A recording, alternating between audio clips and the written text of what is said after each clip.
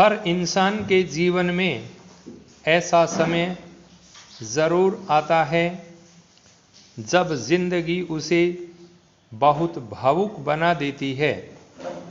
भावुक होना ही हमें इंसान बनाता है। मुझे यकीन है कि जब आपकी पसंदीदा टीम हारती होगी तो आप भावुक होते होंगे, या जिंदगी में कभी असफलता मिलती होगी तो भावुक हो जाते होंगे। कोई करीबी छोड़कर जाता होगा तो आप भावुक हो जाते होंगे। बतौर इंसान हम भावुक होने से नहीं बच सकते। वास्तव में अगर आप भावुक नहीं हैं तो आपको रोबोट कहा जाएगा। तो जिंदगी कभी न कभी भावुक करेगी ही। यहाँ यह महत्वपूर्ण नहीं है कि आप क्यों भावुक हुए, ज़रूरी यह है कि उसके बाद क्या होता है। जिस तरह से मैं अपनी भावनाओं से बाहर आया, मैंने खुद से कहा कि यह मेरी जिंदगी का निर्णायक मोड़ साबित होगा। मैं अपने आंसू बर्बाद नहीं होने दूंगा। यह उन भावनाओं के बारे में नहीं है जिनका मैंने सामना किया। यह इस बारे में है कि मैंने उन भावनाओं के बाद वापसी कैसे की। मैंने क्या फैसले लिए, मैंने कौन से विकल्प अपनाए, मैंने क्या पहल की। मैं इन्हीं चीज़ों से जिंदगी में बहुत तेज़ी से आगे बढ़ा। जब मैं 22 साल का था तब दुबई में सॉफ्टवेयर के पूरे एक विभाग का प्रमुख था। मेरे विभाग में 27 लोग थे जो मुझसे उम्र में बड़े थे। यहाँ मैं यह नहीं बताना चाहता कि मैंने जिंदगी में कुछ महान हासिल कर लिया था। मैंने इससे भी महान चीज़ें हासिल की। मैं बस यह बताना चाहता हूँ कि 99% दुनिया किसी भावना में बंधी रहती है। उदास, अवसाद, चिंता, दुखी, हतोत्साहित, रोते रहना। अंतर यह था कि मैं उन भावनाओं से बंधा नहीं रहा। जिंदगी आपको भावुक करेगी। आप उन भावनाओं से निकलेंगे कैसे? विराट कोहली इंग्लैंड गए, आउट हुए। इंग्लैंड में सबसे कम एवरेज रहा। जब विराट कोहली बैटिंग के लिए आते, हर बॉलर कहता है, मुझे बॉल दो, मुझे बॉल दो। मैं उनका विकेट लूँगा क्योंकि वे ऑफ स्टंप के बाहर नहीं खेल सकते। विराट फिर इंग्लैंड जाते हैं और 3 शतक बनाते हैं। पूरी दुनिया उन्हें सर्वश्रेष्ठ बैट्समैन कहने लगती है।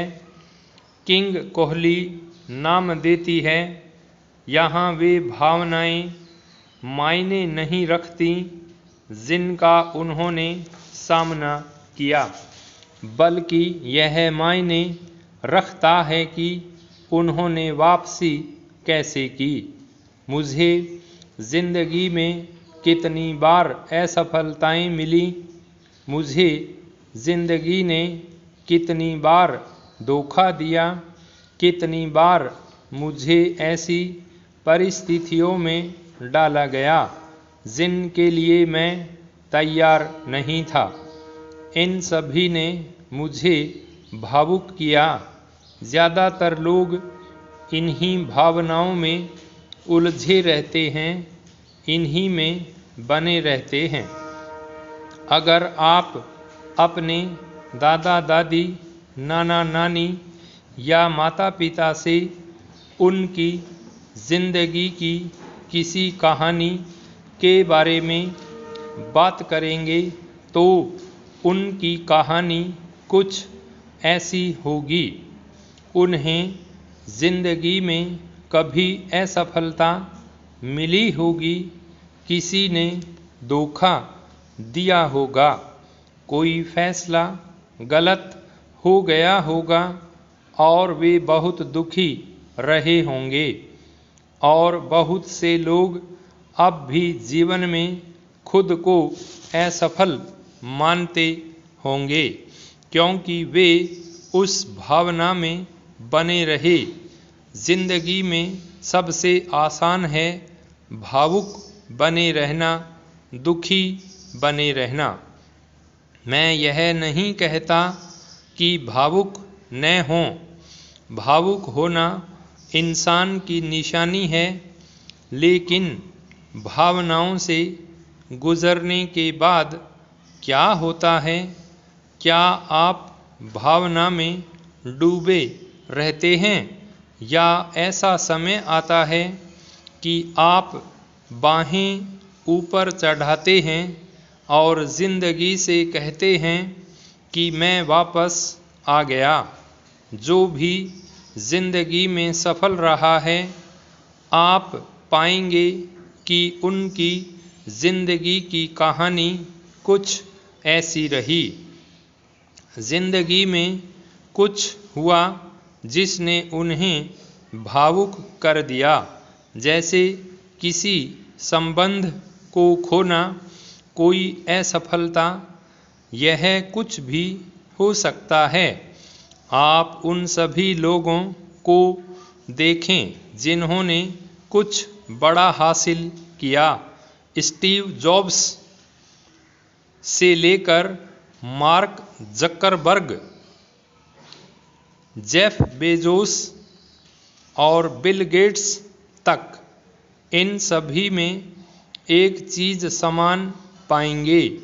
जिंदगी में असफलता, फिर बहुत सारी भावनाएं, लेकिन वे उन भावनाओं से बाहर आकर बोले, देखिए मैंने कौन से विकल्प चुने, क्या फैसले लिए, कैसे जिंदगी में वापसी की। बस यही मायने रखता है कि भावनाओं से गुजरने के बाद आपने क्या किया।